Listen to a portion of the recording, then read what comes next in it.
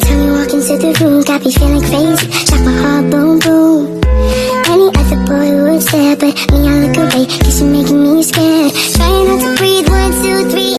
Assalamualaikum warahmatullahi wabarakatuh. Halo, perkenalkan nama saya Sofia Habibila dengan NIM 2504261 dari Prodi Ilmu Administrasi Negara. Pada kesempatan kali ini saya akan menjelaskan materi mengenai unsur-unsur pokok sistem administrasi negara yang meliputi unsur nilai, unsur struktur, dan unsur proses.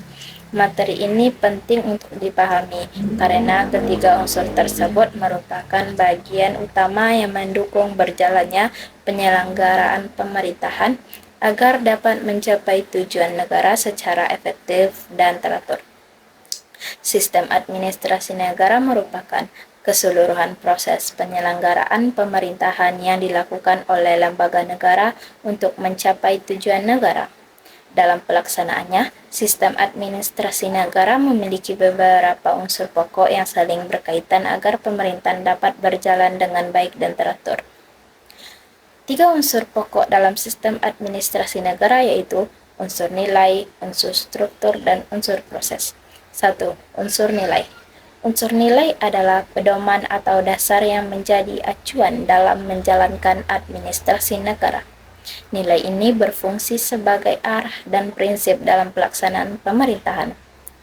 Di Indonesia, unsur nilai dalam sistem administrasi negara bersumber dari Pancasila, Undang-Undang Dasar 1945, norma hukum, nilai sosial yang berlaku di masyarakat.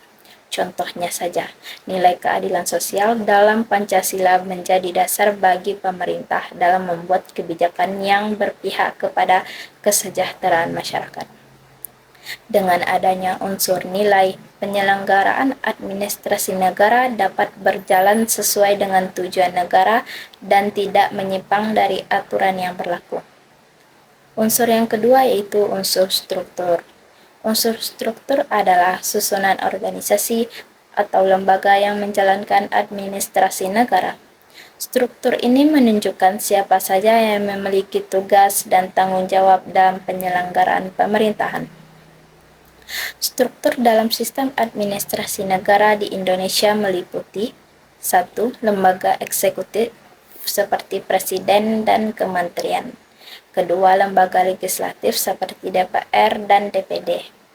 Yang ketiga, lembaga yudikatif seperti Mahkamah Agung dan Mahkamah Konstitusi. Serta pemerintahan daerah. Contohnya saja yaitu kementerian bertugas melaksanakan kebijakan pemerintah dalam bidang tertentu seperti pendidikan, kesehatan, dan ekonomi.